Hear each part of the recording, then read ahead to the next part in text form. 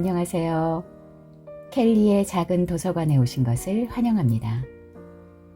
오늘은 민성기 작가의 드라마처럼 그리고를 소개해 드리겠습니다. 거듭된 사업 실패로 아내에게 남편 대접을 못 받는 남자와 남편에게 당신은 여자 같지 않다라는 말을 들은 여자가 어느 날 바닷가에서 우연히 만납니다. 이 둘의 위태로운 만남은 어떻게 결론이 날까요? 구독과 좋아요, 알림 설정 부탁드리며 낭독 시작하겠습니다.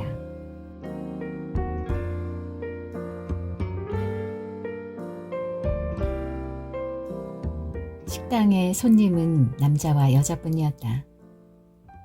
그들은 바다가 보이는 창 앞에 앉아 있었다. 그들 사이에 있는 탁자 위에 비벼끈 담배꽁초가 든 재떨이와 끄들끄들 겉이 말라가는 회가 담긴 접시, 빈 술병, 술잔들이 흐른 시간을 보여주고 있었다.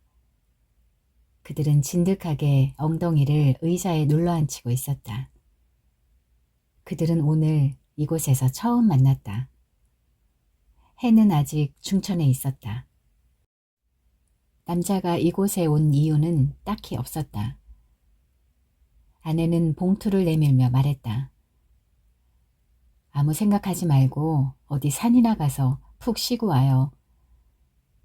아내의 음성은 위로도 짜증도 섞여 있지 않았다. 그냥 여유스러웠다. 아내가 변한 것은 남자가 집에 있으면서부터였다. 전에는 그렇지 않았었다. 적든 크든 돈을 줄 때마다 잔소리를 했고 남자의 무능력을 까발렸다. 아내가 그러는 것은 당연했다.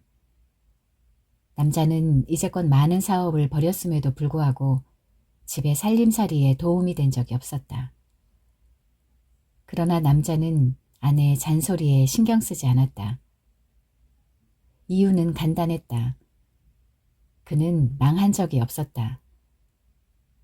그는 늘 사업을 하면서 다음 사업을 구상했고 그래서 바빴다.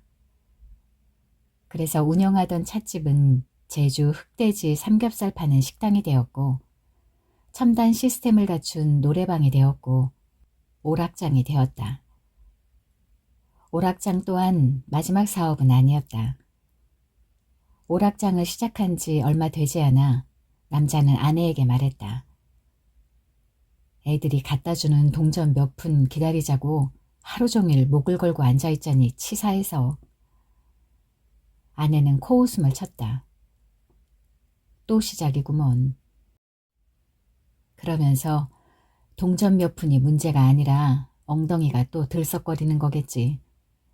라고 비아냥거렸다. 그리고 남자의 길고 긴 사업 경력을 주절주절 엮어냈다. 하도 많이 읊어서 그런가 아내의 잔소리는 가락까지 들어가 있었다. 찻집 할 때는 이놈 저놈 홀짝거리는 걸 보니 세상 사람들이 모두 붕어 새끼로만 보인다고 걷어치우고 식당 할 때는 매일 우걱우걱 먹는 것만 보니 사람이 사람으로 보이지 않고 식충이로 보인다고. 친구도 식충이로 보이고 옆집 사람도 식충이로 보이고 그래서 안 되겠다고 때려치우고 노래방은 어중이 떠중이 다 와서 스타 기분 내는 거 배 꼴려서 못 본다고 때려치우고 그리고 이제는 코흘리게들 동전 갖고 하루 종일 목을 매는 것이 치사하다고?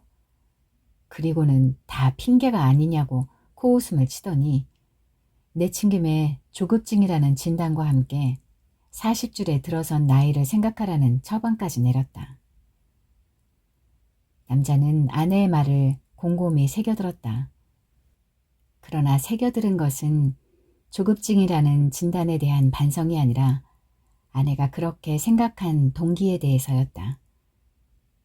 남자는 며칠 생각한 후 오락장을 정리했다. 그리고 그 신속함과 대범함에 벌어진 아내의 입이 다물어지기도 전에 창업학교에 등록을 했고 경제에 관한 책들을 사왔고 경제신문 구독을 신청했다. 그는 한참 동안 책과 신문, 텔레비전에서 눈을 떼지 않았다. 그는 아미 사이에 세로주름이 파이도록 보고 들은 정보들을 분석했고 경제 전망을 점쳤다. 거리를 걸어가면서도 신경을 놓지 않았다. 수많은 간판들과 스쳐 지나가는 사람들의 이야기들을 조합했고 돈이 될 만한 것에 신경을 집중시켰다. 오락장을 정리하고 쥔 목돈으로 그는 어느 때보다 자신만만했다. 또한 아무것도 하지 않고 오직 사업 구상만 했으므로 신중해 보였다. 마침내 그는 결정을 내렸다. 주택 사업이었다. 그즈음 전원주택 붐이 일었고 신문과 방송에서는 부동산 투자에 관한 기사가 한창이었다. 주택은 먹고 마시는 것으로 끝나는 일회성이 아니었다. 살면서 가장 필요한 의식주 중에서 가장 오래 남는 것이었다. 그는 전국을 낱낱이 훑었다. 그리고 마음에 드는 땅을 골랐다. 땅은 산세가 수려했고 쌌다. 그는 땅을 두부 자르듯 도망내어 영화에서 보았던 장난감같이 아름답고 깜찍한 집을 세웠고 그것을 분양해서 아파트를 짓고 빌딩을 세우는 꿈을 꾸었다. 꿈에서 그는 높다란 빌딩 맨 꼭대기층 넓은 전망창을 가진 방 회전 의자에 앉아 있었다. 그러나 현실은 달랐다. 조용하고 산세가 수려하다는 이점을 가진 남자의 땅은 너무 외져서 서울과 멀고 교통이 나쁘다는 단점을 가지고 있었다. 남자의 사업은 시작하기도 전에 끝이 났다. 남자의 꿈은 산세 수려한 넓은 땅과 설계도 몇 장으로 남았고 보이지 않는 행운에 대해 늘 가슴 뛰었던 남자의 낙천성은 땅속으로 묻혔다. 꿈을 이렇게 세우려고 분주하게 움직일 필요도 없었다.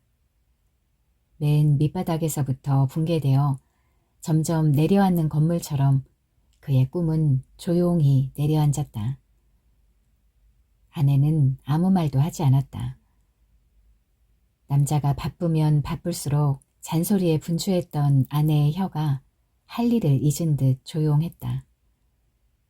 그렇다고 눈치 보거나 위로하지도 않았다. 아내는 시골 한 구석에 의연히 남아있는 그의 땅처럼 모든 일상에 넉넉하게 굴었다. 그리고 남자는 그 여유 앞에서 자꾸 졸아들었다. 아내가 일을 나간 후 남자는 봉투에서 돈을 꺼냈다. 생각보다 많은 돈이 들어있었다. 남자는 약간 서글픈 마음으로 돈을 꺼내 지갑에 넣었다. 남자가 집에서 나온 것은 전화벨이 울리고 응답 메시지가 흘러나오고 나서였다. 여보, 여보? 두어 번 남자를 부르는 아내의 목소리가 들렸고 뒤이어 나갔나 보네. 라는 아내의 혼잣말이 그리고 같이 있던 상대방이 뭐라 뭐라 하는 소리에 아내의 까르르 웃는 소리가 났고 끊어졌다. 남자는 빈집에 앉아 맹렬히 아내를 질투했다. 아내 생활의 한 단면을 엿봄과 동시에 또한 바쁘게 이어질 아내의 하루를 아내가 들고 들어올 돈뭉치를 보았고 집에 우두커니 앉아 시간을 죽이고 아내가 내미는 돈을 타쓰는 무력한 자신의 모습을 보았다. 집을 나와 남자는 점집으로 갔다.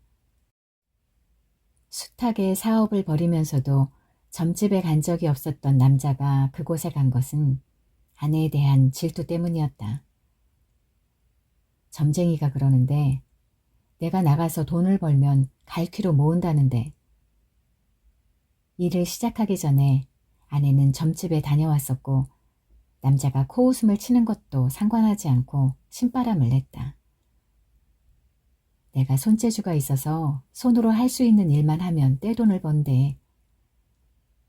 아내는 한동안 고심하는 눈치더니 마사지와 미용 기술을 배웠고 자격증을 따자마자 피부 마사지를 겸한 미용실을 차렸다. 점쟁이 말은 맞았다.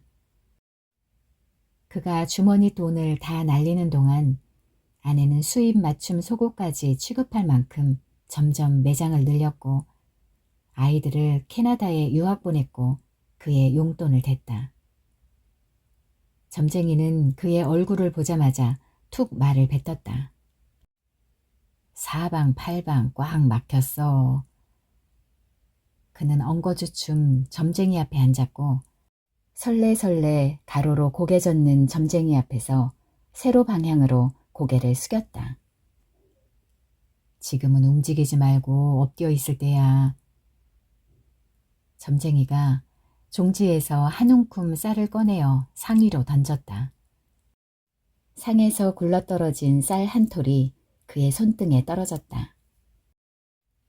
당신 마누라 복이 있구만.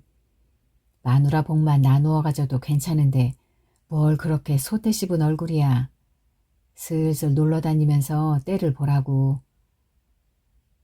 점쟁이가 말하는 동안 그는 손등 위에 있는 쌀 한 톨을 가지고 놀았다.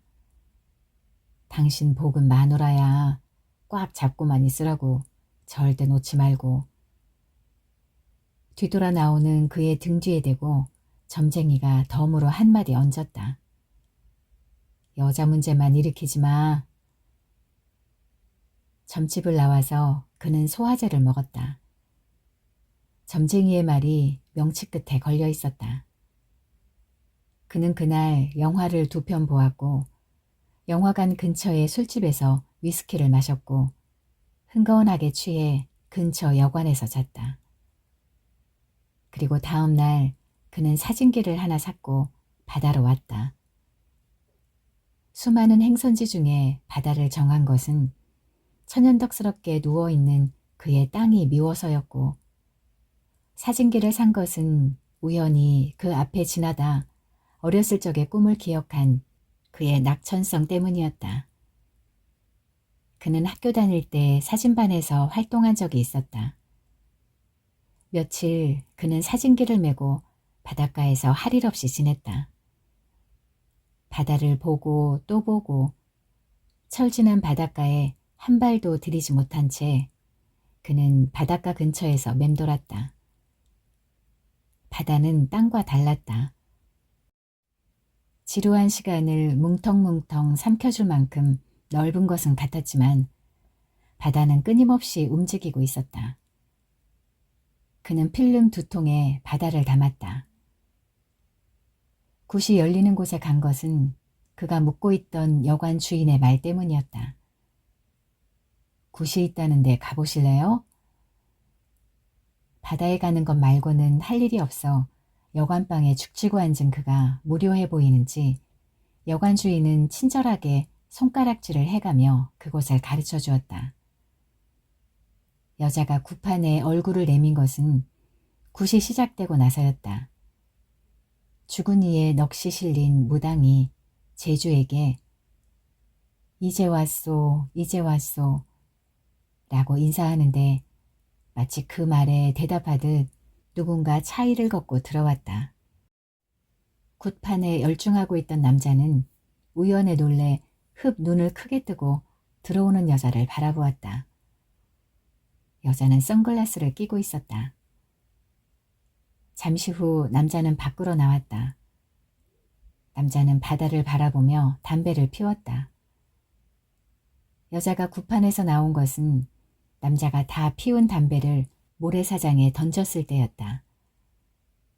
남자는 자기가 있는 자리에서 조금 떨어져 선글라스를 위로 올리고 눈 주위를 2번 꾹꾹 누르는 여자를 쳐다보았다.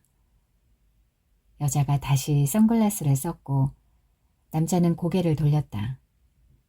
그리고 몇 번 서로 눈이 마주쳤고 낯선 사람들이 마주칠 때 흔히 그렇듯 어색한 웃음을 주고받았다.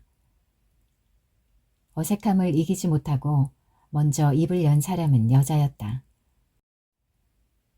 굿하는 것을 본 것은 처음이에요. 재밌어요? 여자가 고개를 갸웃했다. 무섭기도 하고 슬프기도 하네요. 처음 보는 거거든요. 남자는 조금 무심한 듯 여관 주인에게 들은 풍어를 읊었다. 남편이 바다에서 죽었대요. 그래서 구슬한다나 봐요. 둘은 잠시 말없이 서 있다가 앞서거니 뒤서거니 구판으로 다시 들어갔다. 제주는 어느새 붉은 옷에서 보라색으로 갈아입고 있었다. 제주의 몸을 청결하게 하는 의식이 시작되었다. 무당이 길가랗게 배를 갈랐다. 한 조각이 두 조각으로, 두 조각이 네 조각으로. 배가 수없이 많은 조각으로 갈라졌다. 무당이 가른 배 조각을 제주의 머리 위로 날렸다. 누런 배 조각이 제주의 몸에, 머리에, 바닥에 떨어졌다. 무당이 칼을 빼들었다. 제주의 머리 위에 마주치고 휘도는 칼날이 장난감처럼 반짝였다. 남자는 그것을 보다가 무심결에 고개를 돌렸다. 여자는 보이지 않았다. 남자는 아무 생각 없이 구판으로 다시 고개를 돌렸다. 여자는 바닷가를 걸었다. 여자는 걸음을 늦췄다 빠르게 했다 하며 곁에 아무도 없다는 것을 새삼 확인했다. 여자는 혼자 있었던 적이 없었다. 결혼하기 전에는 아버지나 어머니 그리고 친구들이 있었고 결혼하고 나서는 남편과 아이가 있었다. 영화를 볼 때도 미용실에 갈 때도 백화점에 갈 때도 심지어는 화장실에 갈 때도 여자는 혼자였던 적이 없었다. 혼자였을 때는 누군가가 기다리고 있을 행선지를 향해 걸어갈 때뿐이었다. 특별히 사람을 좋아해서는 아니었다. 혼자는 자신이 없었다. 지금 여자가 걸음의 속도를 자꾸 바꾸는 것도 그래서였다. 사실 여자는 천천히 걷고 싶었다. 천천히 걷다 보면 자신이 고민하는 것에 대한 실마리가 잡힐 것 같았다. 영화나 텔레비전을 보면 그런 장면이 많았다. 바람에 머리를 아부끼며 아무도 없는 바닷가를 걷는 이들. 그들의 표정과 몸짓은 심각했고 인생의 고민에 휩싸인 것이 역력했고 하나같이 천천히 걸었다. 여자는 그들처럼 하고 싶었다. 그들처럼 천천히 걸으면서 여러 가지 생각을 하고 그들처럼 답을 얻고 싶었다. 그래서 오늘 아침 집을 나와 행선지를 정할 때 여자는 바다를 택했다. 요즘 여자는 툭하면 눈물이 나왔고 가슴 언저리가 답답했고 머리가 복잡했다. 여자는 생각하기에 충분할 만큼 조용한 공간과 많은 시간을 원했다. 집에서는 여기저기 널려있는 집안일과 아직 어려서 사소한 일에도 엄마의 손을 필요로 하는 두 아이로 인해 생각하기가 어려웠다. 그날 여자는 언제나처럼 아이들이 잠든 후 소파에 앉아 책을 읽고 있었다. 남편은 새벽 1시쯤 초인종을 누르고 의기양양하게 들어왔다. 여자는 술 취한 남편에게 꿀물을 갖다 주었고 소파에 벌렁 누운 남편의 발에서 양말을 벗겨냈다. 그런데 남편이 빤히 쳐다보고 있었다. 왜 그런 눈으로 쳐다봐? 남편이 피식 웃었다. 왜? 여자는 또 한 번 물었다. 당신은 여자 같지가 않아. 참 편하네.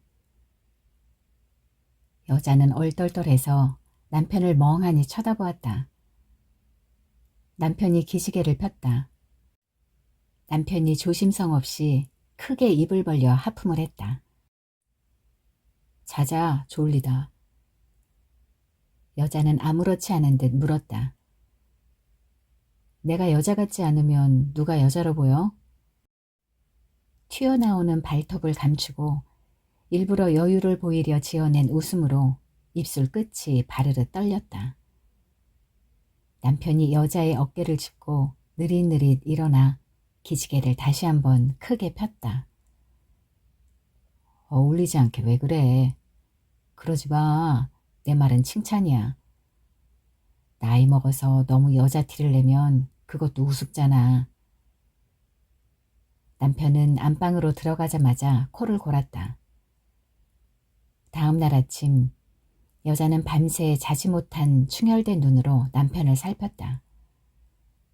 남편은 변한 것이 없었다. 여자는 남편을 출근시키고 나서 거울을 보았다. 매일 보는 얼굴이었지만 여자는 자기의 얼굴이 다르다고 생각했다. 여자가 생각하는 것은 20대의 팽팽함과 발랄함을 가진 얼굴이었다. 여자는 웃었다, 찡그렸다, 여러 가지 표정을 만들었다. 표정이 바뀔 때마다 그동안 보지 못했던 주름이 눈가와 입가에 생겼다.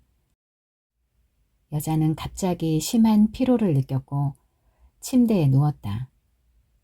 편안했다. 그런데 그 순간 남편이 편안하다고 했던 말이 생각났다. 여자는 벌떡 일어났다.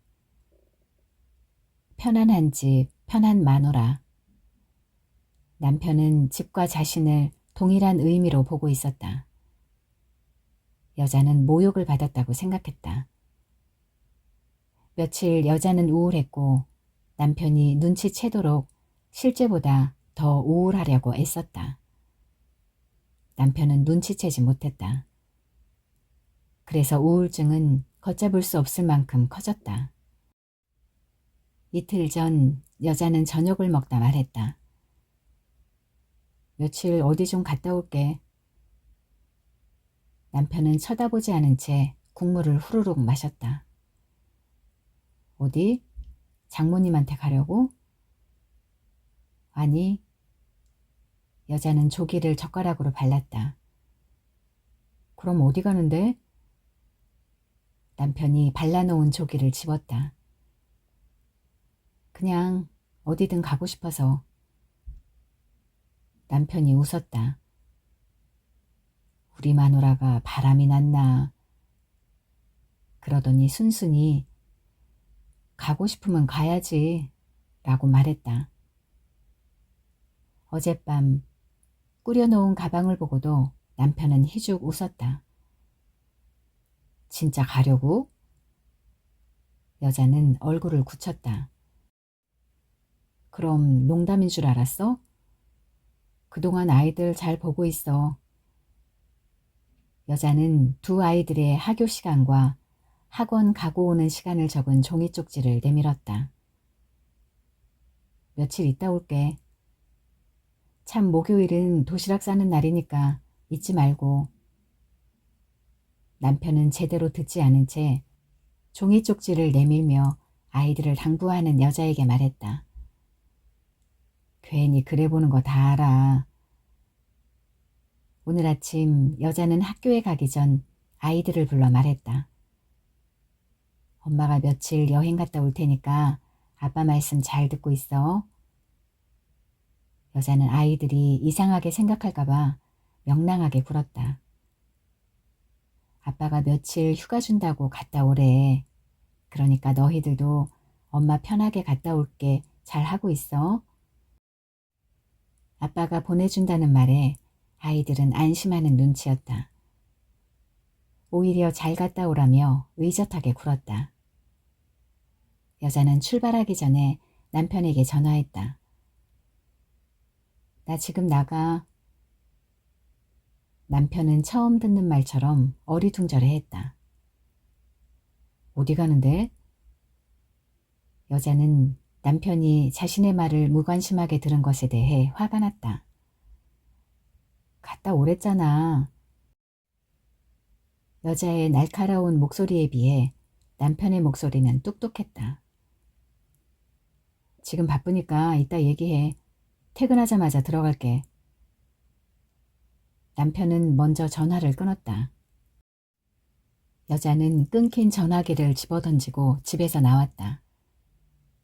그러나 막상 바다에 오니 막막했다. 화면에서 보는 배우들처럼 걸어지지도 않았다.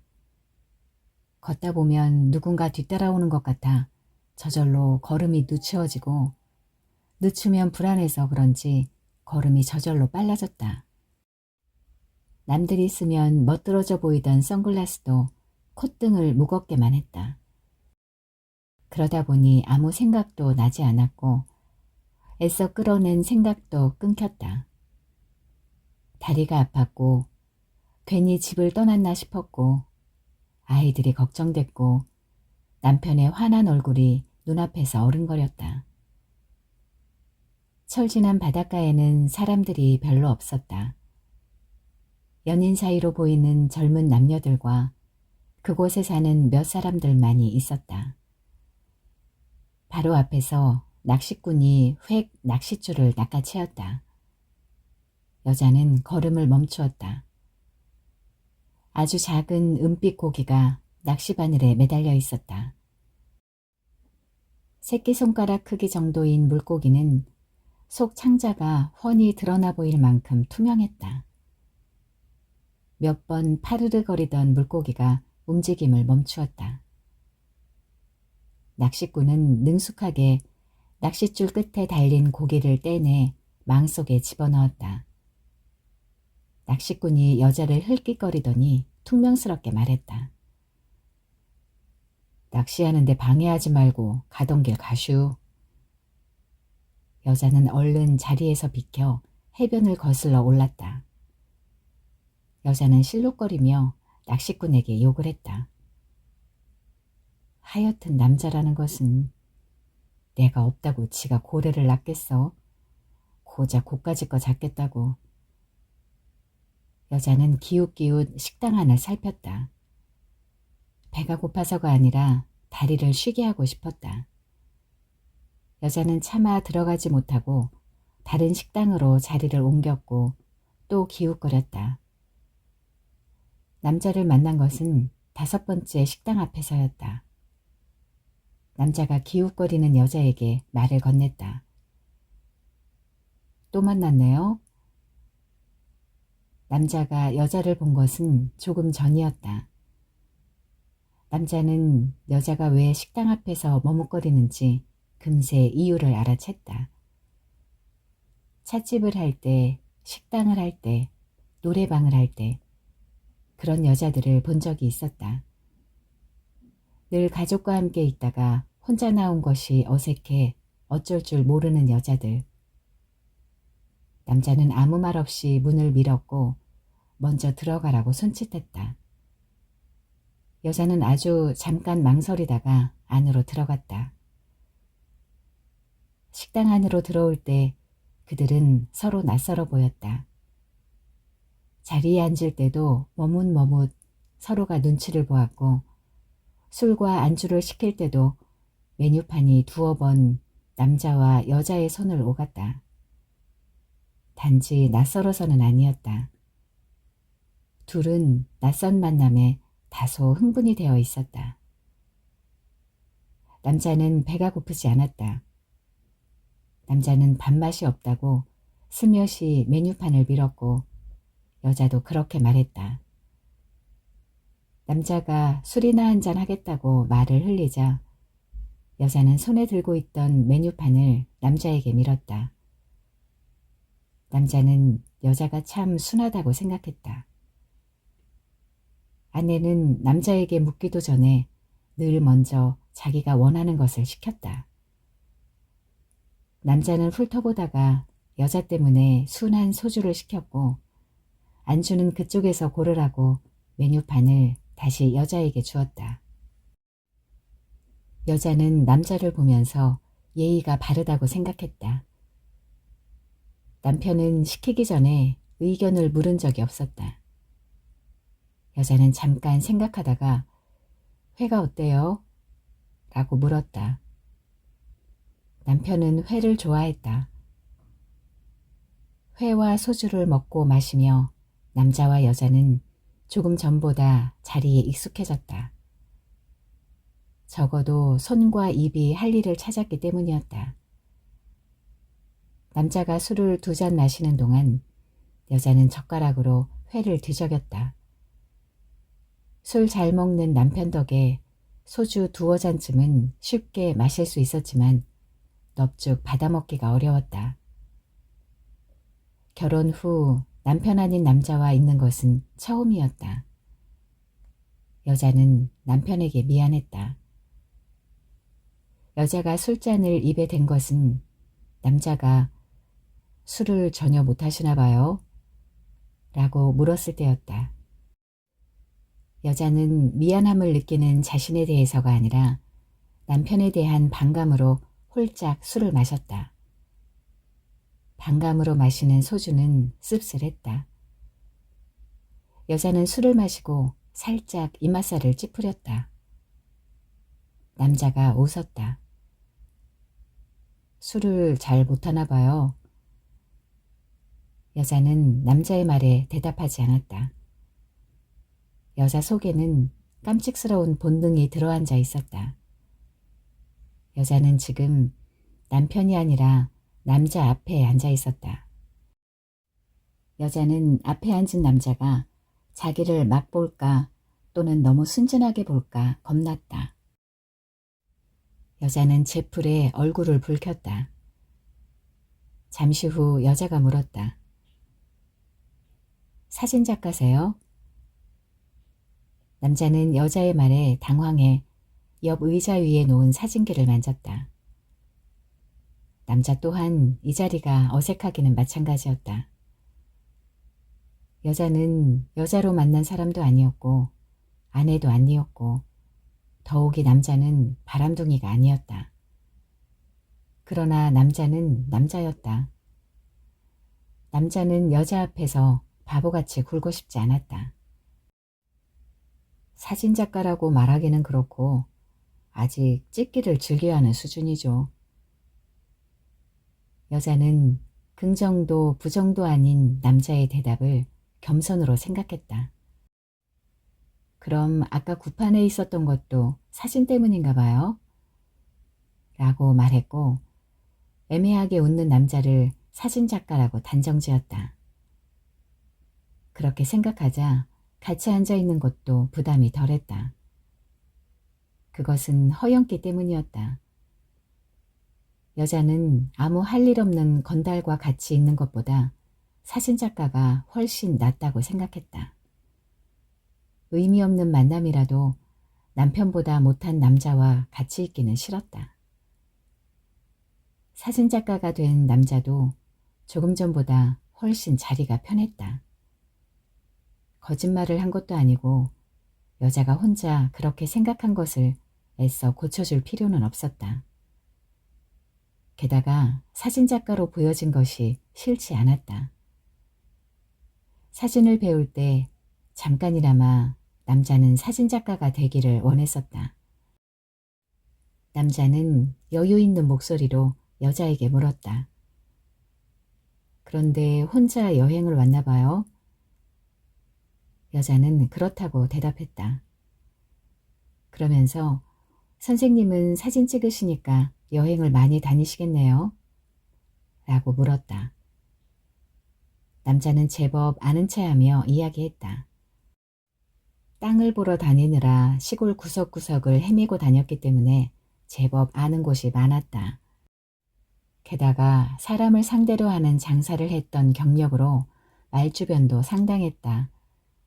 어디는 아직 토속적인 멋을 지니고 있다든가 어디는 너무 개발이 되어 예전에 알던 모습을 기대하고 가면 헛고생만 한다 라는 이야기들.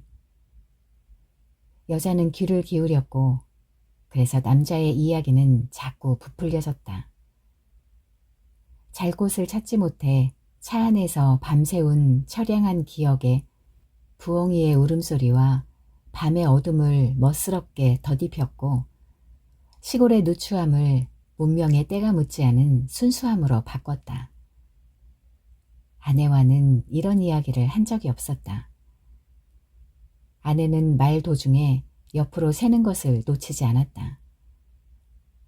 아내는 얼마나 돈을 투자하고 얼마나 버는지, 과연 그 일이 성공할는지 실패할는지 따졌고 남자의 흥분과 순수함을 철없는 것으로 돌렸다. 남자는 이야기하면서 소년다운 원래의 낙천성과 쾌활함을 빠르게 되찾았다. 여자 또한 남편과 그런 이야기를 나눈 적이 없었다. 남편은 늘 바빴고 어쩌다 이야기를 나누어도 일상적인 것에 지나지 않았다. 집안 대소사에 관한 일이나 아이들 이야기, 게다가 남편이 피곤하지 않나, 자기 말에 지루해 하지 않나 싶어 눈치 본 적이 많아 중간에 말을 접는 일이 많았다. 여자는 이야기를 들으며 자기도 모르게 감탄사를 내뱉었고 부러워했고 자신의 초라한 인생에 한숨 쉬었다. 어느새 술병이 비어 있었다. 남자는 여자에게 한 병 더 시켜도 되겠냐고 물었다. 술이 오는 사이 남자는 여자에게 화제를 돌렸다. 이렇게 혼자 여행하는 일이 많으세요? 여자는 고개를 흔들었다. 남자의 자유로움과 낭만에 맞춰 내세울 것이 없었다. 여자는 정성으로 키운 아이들과 절약과 매운 손끝으로 지금까지 일구어온 자신의 집과 남편에게 좋은 아내가 되기 위해 최선을 다했던 것을 잊었다. 여자는 할 말이 없어 창밖으로 시선을 돌렸다. 그곳에는 마침 바다가 있었다. 남자의 이야기를 들은 여자는 약간 감상적이 되었고 그래서 바다가 아주 빛나는 비늘을 가진 커다란 물고기 같다고 생각했다. 물결이 이는 대로 물비늘의 반짝임이 결을 달리했다. 문을 밀고 나와본 세상은 생각보다 훨씬 아름다웠다. 여자는 가만 한숨을 쉬었다. 사실은 10년 만에 처음으로 혼자 하는 외출이에요. 여자는 자신이 여행 대신 외출이라고 단어를 선택한 것에 만족했다. 외출이라는 단어는 여운을 매달고 있었다. 이렇게 10년이라고 하니까 그냥 10년이라고 할 때와는 아주 많이 다르네요.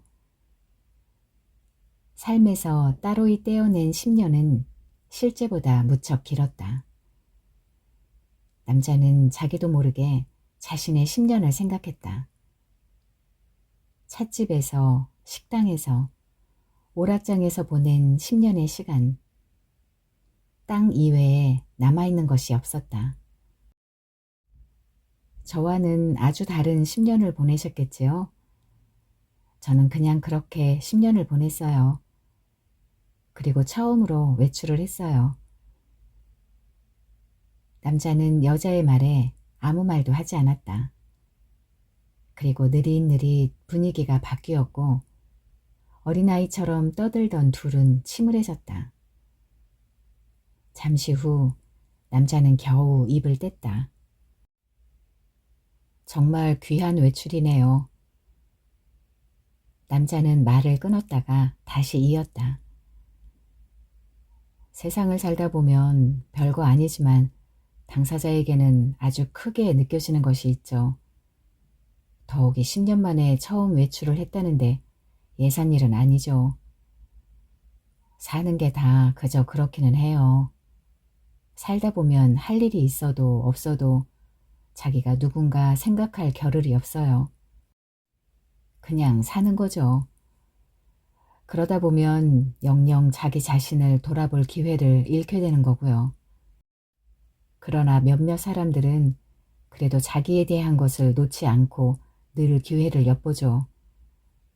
사람은 말이죠. 변화를 두려워해선 안 됩니다. 다름 아닌 남자 자신에게 하는 말이기도 했다. 잘하실 거예요. 스스로도 귀한 외출이라고 생각하세요.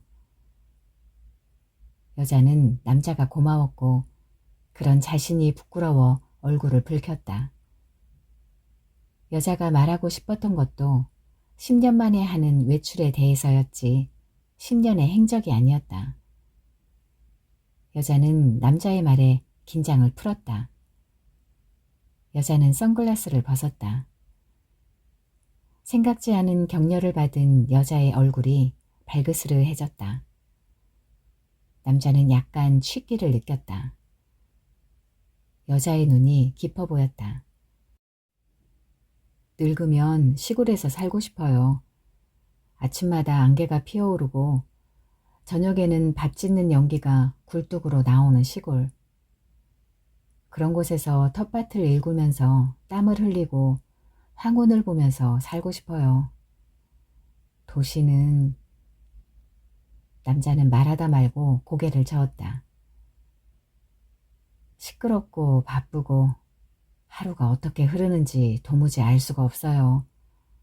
생각할 겨를도 없고 화나면 낮이고 어두우면 밤이어야 하는데 늘 화나고 늘 바쁘게 걸어야 하고 젊을 때는 그런 것들이 무척 좋았는데 바쁘면 뭔가 이루는 것 같아서 흐뭇하고 바쁘지 않으면 뒤떨어지는가 싶어 불안하고 그런데 어느새 나이를 먹었나 봅니다. 바쁘게 사는 것이 점점 싫어지는 것을 보니 말이에요. 남자는 남편과 달랐다.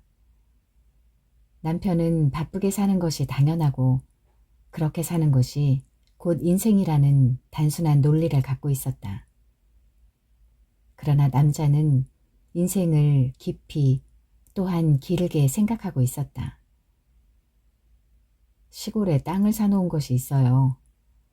산세가 좋긴 하지만 비싸게 값을 준 건 아니고 언젠가는 소용이 있겠다 싶어서 사놓은 건데 남자는 탁자 위에 회를 집어먹던 젓가락으로 땅을 그렸다. 여기는 산이 있어요. 작은 산이 아니라 나무가 울창한 큰 산이죠. 마을은 이 너머에 있는데 한 20여 가구나 될까. 아주 조용하고 한적한 마을이에요. 돈이 생길 때마다 짬짬이 그곳을 꾸밀까 해요. 벽돌을 차곡차곡 쌓아 올려 집을 짓고 남자는 그리다 말고 젓가락을 물컵에 담갔다. 급할 것이 없으니까 서두를 필요가 없죠. 집은 이 자리고 연못은 이 자리, 야채를 키울 텃밭은 이곳. 남자가 탁자 위에 물 묻힌 젓가락으로 그린 선은 빠르게 말랐다. 탁자 위에서 땅은 그의 마음대로 변했다. 분양되지 않은 가장 큰 요소인 도시와 연결되지 않은 도로를 그릴 필요도 없었고 칸칸이 땅을 토막칠 필요도 없었다. 아내였다면 설사 농담이라도 말을 꺼내지 못했을 것이었다. 남자는 자기 땅을 마음대로 고르고 파헤쳤다. 연못에는 오리와 거위가 개구리가 살았고 집 앞에는 흰색 야외 테이블과 의자가 들어섰다. 땅은 그가 말하는 대로 아름다운 꿈나라처럼 변했다. 여자가 보고 있는 땅은 다름 아닌 탁자 위에 그것이었다. 여자는 실제로 집을 분양받을 생각이 있어 갔다면 그곳까지 어떻게 갈 수 있는지 도심에서 얼마나 걸리는지 따져봤을 도로도 거리도 생각하지 않았고 집의 평수와 그 안에서 움직이는 동선도 문화시설도 의료시설도 생각하지 않았다. 여자는 남자가 그리는 땅 위에 텔레비전이나 잡지책에서 본 집을 지었고 앙증맞은 텃밭을 만들었고 연못에서 줄지어 다니는 오리떼를 상상했다. 여자의 머릿속에서 남자의 개발되지 않은 자갈투성이 땅은 녹초지였고 모눈 종이처럼 토막날 예정이었던 땅은 넓은 잔디밭이 되었다. 말을 마친 남자는 젓가락을 내려놓았다. 그리고 상상의 집에 자리 잡고 앉듯 등받이에 등을 기대고 편하게 앉았다. 부럽네요. 여자는 부러움이 가득 담긴 눈으로 땅이 아닌 탁자 위를 꼼꼼히 살폈다. 남자가 열심히 젓가락에 묻힌 물은 이미 말라 있었다. 탁자 위는 그린 그림으로 지저분했지만 여자는 느끼지 못했다. 여자도 전원주택에 대해 생각한 적이 있었다. 남편이 퇴직을 하고 아이들이 결혼하고 나면 그런 곳에서 살고 싶었다. 그러나 그것은 막연한 꿈에 불과했다. 그래서 남자가 더 대단해 보였다. 여자는 남자가 그린 상상의 집을 보고 있었다. 다른 사람과 무척 다르시네요. 참 대단하세요. 대단할 것까지는 없죠. 꿈이 있었으니까 시작하기가 쉬웠던 거죠. 여자의 칭찬에 남자는 당당함이 스민 겸손을 떨었다. 남자는 남자가 되고 있었다. 누군들 꿈이 없겠어요. 다 꿈이 있죠. 하지만 살다 보면 꿈을 잊기가 쉽죠. 있어도 차마 말하지 못하는 사이 멀어져 가고. 저도 꿈이 있었어요. 하지만 용기가 없어서 시작도 못하고 있는걸요. 어렸을 때 여자는 오래전에 꾸었던 꿈을 기억했다. 그녀는 시인이 되고 싶었다. 그러나 생활은 여자가 시인이 되는 것을 용납하지 않았다. 대학을 졸업하고 결혼하고 아이를 낳아 키우고 생활은 시가 되기에는 너무 평범했다. 그러나 지금 여자는 시에 대해서 이야기하고 있었다. 사물을 보면 뭔가 이미지가 떠오르죠. 이미지는 닮은 것일 수도 있고 생판 다를 수도 있어요. 하지만 시는 은유로 이어지니까 연결지을 수 있죠. 시인의 직감은 그런 단어를 찾아낼 수 있어요. 여자는 이런 이야기를 한 번도 해본 적이 없었다. 다른 사람이 눈치라도 챌까 가슴속에 꼭 쟁여놓고만 있었다. 그러나 여자는 입을 열었다. 자신의 꿈에 대해, 시에 대한 꿈에 대해. 남자 때문이었다. 남자가 여자에게 용기를 주었다. 말하자면 이런 거예요. 바다를 봤을 때 저는 바다가 큰 물고기 같다는 느낌을 가져요. 물결은 물고기의 뒤척임이죠. 그래서 물결이 일 때마다 물비늘이 반짝거리며 같이 움직여요. 밤이 되면 바다라는 물고기는 잠이 들고 꿈을 꾸지요. 고깃배들은 불을 켜고 바다는 잠자다 가끔 움찔거려요. 그러나 꿈을 꾸며 뒤척이는 바다의 몸에 비친 불빛은 눈부시지 않아요. 꿈을 꾸기 때문이죠. 그건 생명력이 아니거든요. 시는 그렇게 이루어지는 거죠. 시를 이야기하며 여자의 눈은 꿈꾸듯 몽롱해지고 소녀처럼 화사한 얼굴로 변했다. 여자는 여자가 되고 있었다. 어쩐지 남자는 감탄했다. 처음 볼 때부터 다른 사람과 다르다고 생각했어요. 그래서 시인은 만들어지는 것이 아니라 타고난다고 하나 봐요. 남자가 만난 사람들 중에 그 누구도 그런 이야기를 한 적이 없었다. 바다를 보면서 그렇게 생각하는 사람은 없어요. 바다면 바단가 보다 하지 누가 그런 생각을 하겠어요. 어머머 이러시면 부끄럽죠. 그렇다는 얘기지 실제로 시를 써본 적은 없어요. 여자는 남자의 칭찬이 기뻤다. 하지만 아까 말씀하신 그런 곳에 산다면 혹시 모르죠.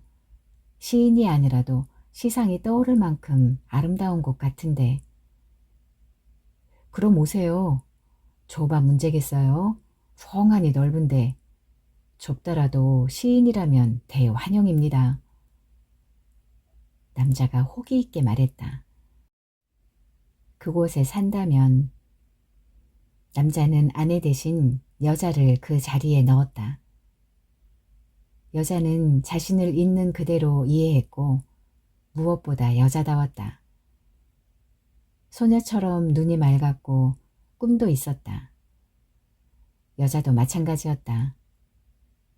그런 곳에 살 수 있다면 여자는 얼굴을 붉혔다.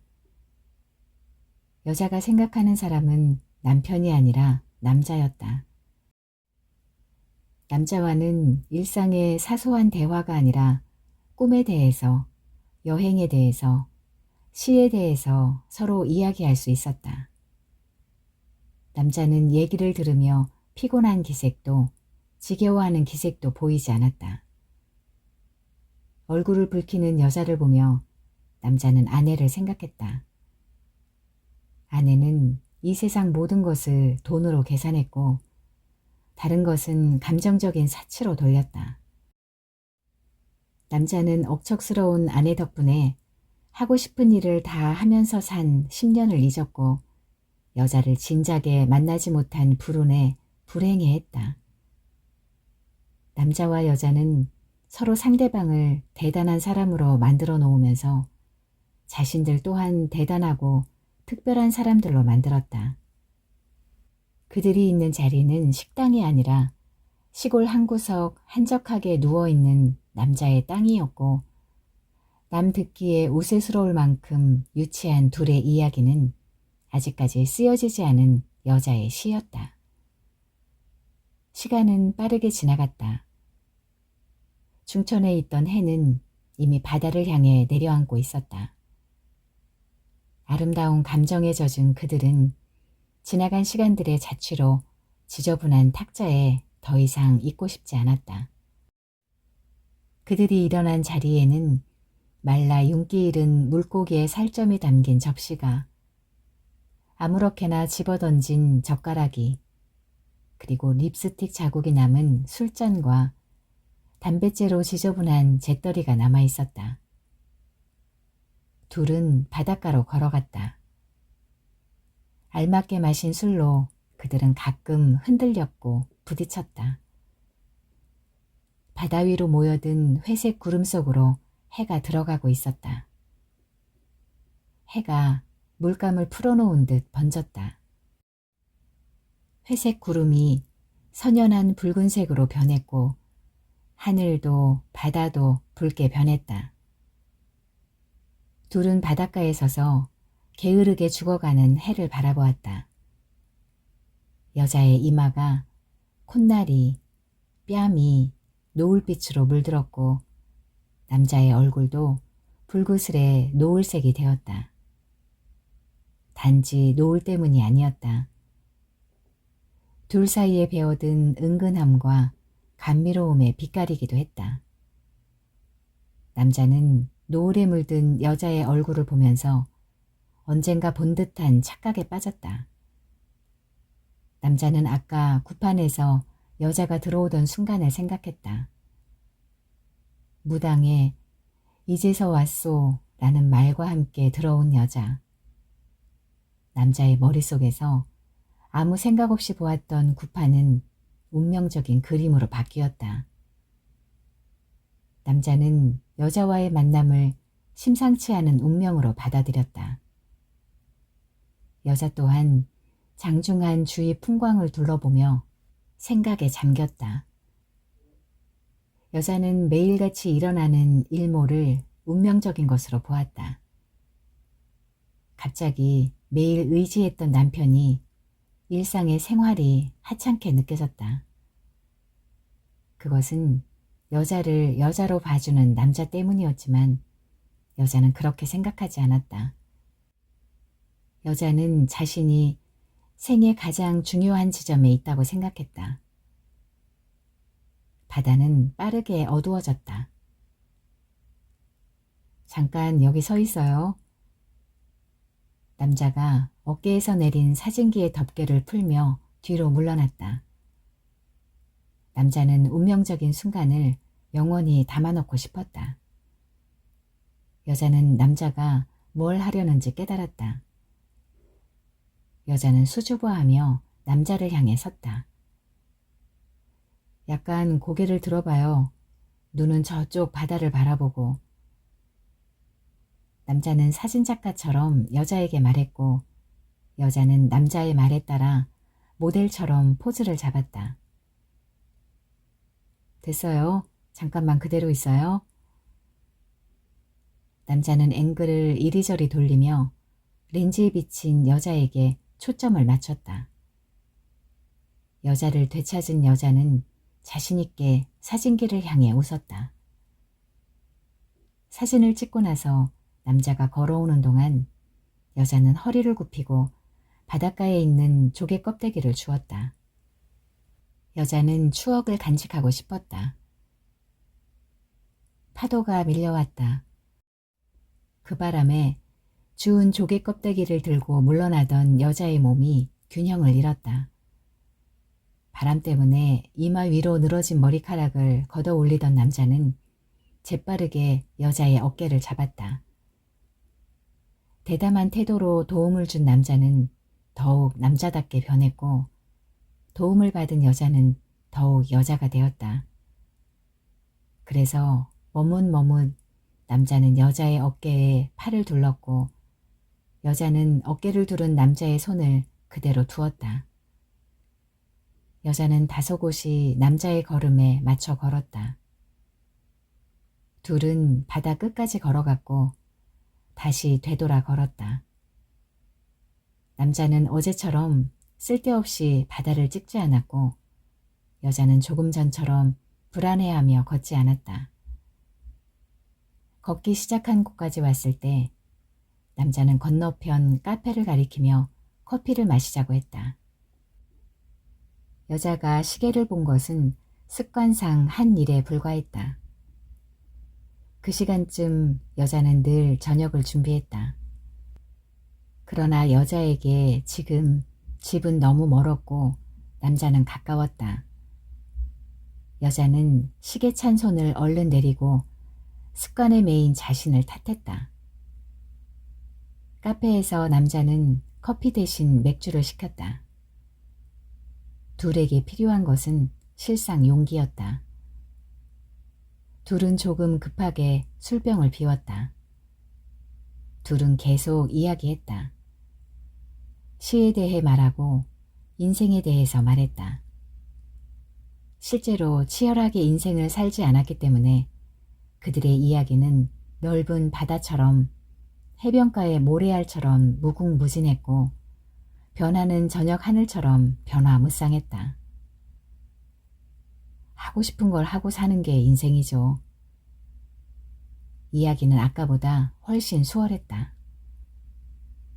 다 할 수는 없지만 꼭 하고 싶은 건 하고 살아야 한다는 게 제 신조입니다. 그래서 말인데 자신의 꿈을 더 이야기하고 싶은 남자는 여자에게 먼저 기회를 주었다. 남자는 여자의 환심을 사고 싶었다. 꼭 시를 쓰세요. 남자는 용기 내어 한마디 덧붙였다. 남편 되시는 분도 아마 싫다고는 안 할 겁니다. 모르겠어요. 한 번도 말해보지 않아서. 하지만 말 하나 마나 알아요. 말 같지도 않은 소리를 한다고 할 거예요. 왜요? 왜 그래요? 그냥 그럴 것 같아요. 그렇잖아요. 부인 되시는 분이 생각지도 않은 걸 하고 싶다고 하면. 여자는 말을 흐렸다. 우리 집사람은 내가 말려도 하고 싶은 건 다 해요. 바빠서 못하지 말려서 못하는 건 없어요. 여자는 후후 웃었다. 아내를 말하는 남자의 묘한 억양이 싫지 않았다. 돈도 잘 벌고 생활력도 강하고 하지만 뭐랄까 꿈이 없다고나 해야 할까. 집사람은 늘 현실을 생각하죠. 그래서 남편 되시는 분이 부럽습니다. 소녀 같은 부인을 아내로 맞아서. 아내가 소녀 같다는 것은 남자에게 행운이죠. 남자는 진심으로 부러운 표정을 지었다. 여자는 그 말이 부담스러웠다. 남편이 자기를 그렇게 여긴다 하자니 복 많은 여자로 보여 남자의 호감을 줄일까 싶었고, 남편이 그렇지 않다고 하자니 초라했다. 저는 오히려 꿈을 가진 남편을 가진 부인이 부러운데요. 요즘 남자들 입만 열면 피곤하다, 쉬고 싶다, 자고 싶다 그러는데 그렇지 않으실 것 같아요. 꿈도 있고 여유도 있고 용기도 있고. 외조 없이 여자가 밖에서 일한다는 것이 가능하지는 않잖아요. 제 남편은 늘 바빠요. 얘기할 새도 없고 얼굴 볼 새도 별로 없고 늘 밤늦게 들어오니까요. 여자는 자신을 여자 같지 않다고 한 남편의 말을 생각했다. 저도 부인처럼 능력이 있으면 좋겠어요. 그러면 남편한테 의지하지 않아도 되니까 좀 더 당당해질 것 같아요. 남자가 된 남자는 여자의 말에 호탕하게 웃음을 터뜨렸다. 여자가 당당해서 좋을 게 뭐가 있어요. 여자가 너무 강해지면 남자는 힘을 잃어요. 가정의 조화라는 것은 어디까지나 양과 음의 합치이기 때문에 남자는 남자로, 여자는 여자로 있는 것이 좋죠. 여자는 어디까지나 여자다운 것이 좋잖아요.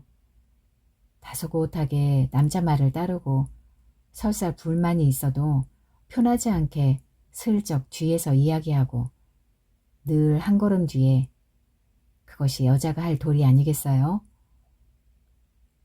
남자는 편하지 않게 아내를 헐뜯었고 여자를 치켜 세웠다. 여자는 남자가 그렇게 말해주는 것이 기분 좋았다. 그것이 자기의 생활이었기 때문이었다. 맞아요. 제 생각도 그래요. 능력이 있다고 남편을 우습게 보면 안 되죠. 끝말은 남자의 아내를 질투해서 나온 말이었다. 당연하죠. 여자는 어디까지나 여자니까요. 앵앵거리고 잘 웃고 울고, 여자는 그럴 때 진정한 매력을 풍길 수 있죠. 여자답다는 게 뭡니까? 아름답다는 거 아니겠어요? 그때였다. 여자가 고개를 갸우뚱했다. 남자는 지나치게 남자다웠다. 여자는 예의 바르게 남자의 말을 받았다. 하지만 아내가 아무리 여자다워도 남편이 그렇게 받아들이지 않으면 소용없죠.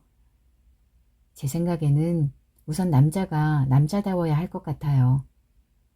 아무리 바쁘고 피곤해도 아내를 여자로 받아들일 여유 정도는 가지고 있어야 하고, 여자의 섬세한 감정을 헤아려주고, 그래야 남자 아니겠어요?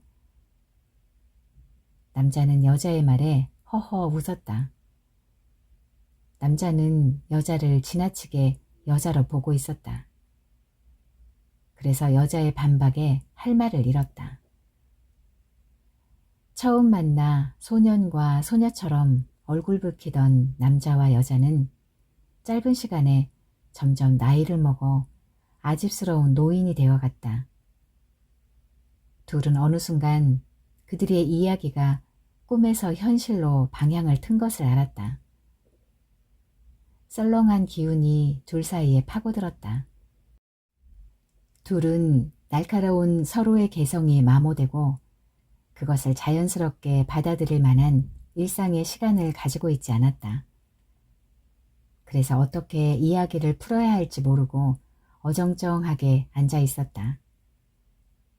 둘은 서로의 모습에서 남편과 아내를 느꼈다. 그리고 상대방이 실망할까 긴장했다. 각자에 의해 대단한 사람으로 변한 그들이었지만 지금 둘은 각자의 배우자를 거느리고 앉아 있었다. 둘은 말없이 남은 술을 비웠다. 버스 정류장은 카페 가까이에 있었다. 남자는 이야깃거리를 찾기 위해 머릿속을 헤집었다. 조금 전만 해도 끝없이 흘러나왔던 이야기는 실마리조차 보이지 않았다. 남자는 혹시나 이야깃거리가 있을까 주위를 둘러보았다. 환하게 불을 켠 간판들이 다닥다닥 하늘을 가리고 있었다. 목련장, 미락식당, 고래등 기와집, 선웨이 모텔, 둘이랑 레스토랑.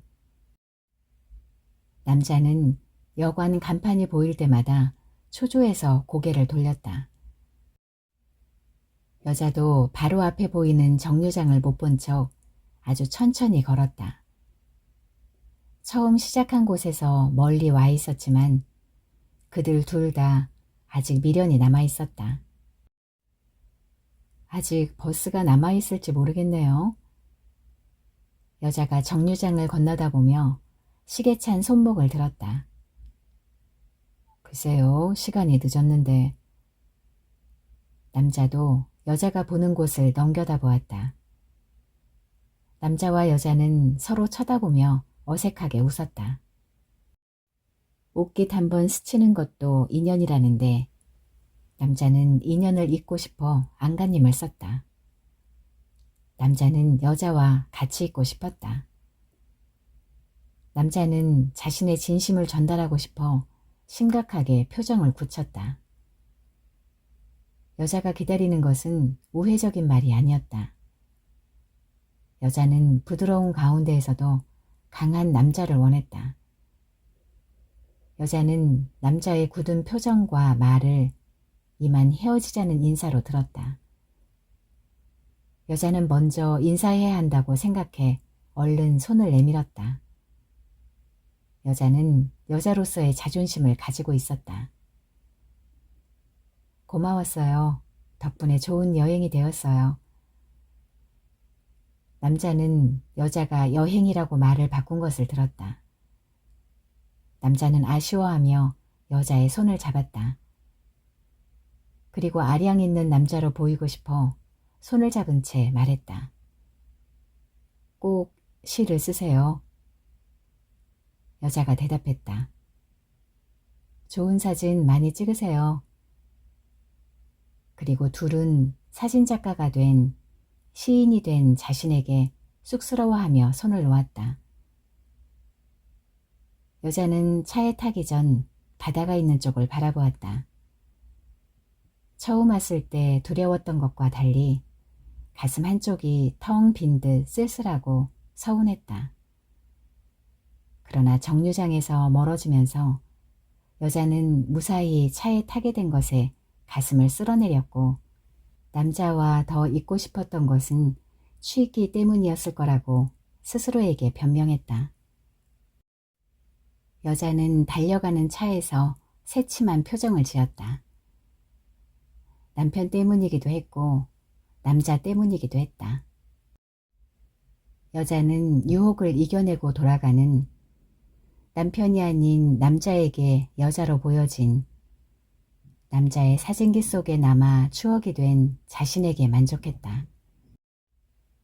여자는 아주 여자답게 자신의 얼굴을 쓰다듬었다.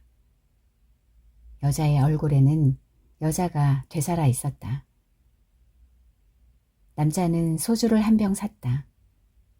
바닷가에 앉아 그는 소주를 마셨고 아내가 말한 조급증이라는 단어를 떠올렸다. 성급하게 굴지 않았더라면 지금 여자와 같이 있었을 것이다. 남자는 지나치게 남자가 되었던 자신을 후회했다. 남자는 천천히 일어나 여관으로 발을 돌렸다. 그런데 어깨 언저리가 허전했다. 카메라가 없었다. 남자는 카페에 앉았던 자리에 그것을 두고 온 것을 기억했다. 그러나 카페로 되돌아가는 길에 남자는 생각을 했고 그래서 카페에 가는 대신 근처 공중전화 부스로 들어갔다. 아내는 신호음이 10번 남짓 울리고서야 전화를 받았다. 뭐 했어? 남자의 말에 아내는 샤워를 하는 중이었다고 말했다. 괜찮아요? 평범하게 묻는 아내의 말에 남자는 그렇지 않다고 대답했다. 왜요? 아내의 음성은 여전히 평범했다. 남자는 공중전화 부스에 등을 기댔다. 당신이 보고 싶어. 평소 그런 말을 들었으면 까르르 웃었겠지만 아내는 그러지 않았다.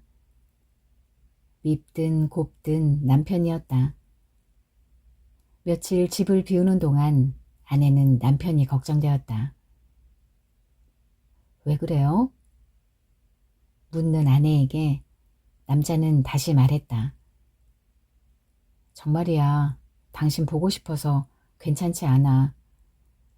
나 당신 사랑하는 거 알지? 남자는 남자답게 넉넉하게 굴었다. 잠시 말하지 않던 아내가 물었다. 당신 무슨 나쁜 짓 했어요? 남자는 뜨끔해서 시간을 벌기 위해 수화기를 다른 손에 바꾸어 쥐었다. 나쁜 짓은 혼자 나와 있으니까 여자들이 따르기는 하네. 하지만 당신이 있는데 나 당신 사랑해. 그리고 늘 고맙고. 남자는 끝말에 약간의 진실을 보여주었다. 게다가 남자의 목소리는 취기가 보태어져 멋스러웠다. 남자는 전화를 끊고 빙그레 웃었다. 집에 안 와요? 당신 보고 싶은데. 아내의 목소리에서 남자는 여자를 느꼈다. 여자는 늦은 시간에 버스에서 내렸다. 여자는 집에 전화를 걸었다. 나야. 남편은 화가 났는지 아무 말도 하지 않았다. 화났어? 그러지 마. 아직 바닷가에서 되찾은 소녀다움이 남아있어 목소리가 화사했다. 나 정류장인데 데리러 오면 안 돼? 남자들이 직접거리는 통에 무서워서 꼼짝도 못하겠어. 여자는 남편에게 어리광을 떨었다. 여자는 전화를 끊고 씩 웃었다. 세상이 얼마나 무서운데 겁없이 돌아다니는 거야. 금방 데리러 갈 테니까 기다려. 무뚝뚝했지만 남편의 목소리에는 남자가 살아있었다. 여자와 남자는 무의미하다고 느낀 일상으로 관성처럼 익숙하게 돌아갔다. 그들은 뜨거운 물에 샤워하고 냉장고에서 꺼낸 캔맥주를 따서 마시며 혼잣말을 했다. 행복이 별거냐.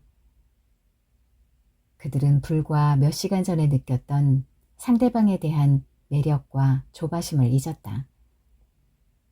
그들이 만남에 이름 붙였던 운명적이라는 단어는 사는 것이 운명이라는 평범한 말이 되었고, 서로에게 주었던 대단하고 다른 사람이라는 타이틀은 퇴역한 군인의 훈장처럼 스스로에게 명예가 되었다. 그래서 혹 서로에게 있어 무거운 의미가 되었을 그들은 서로에게 단순한 탄력이 되었다. 드라마처럼.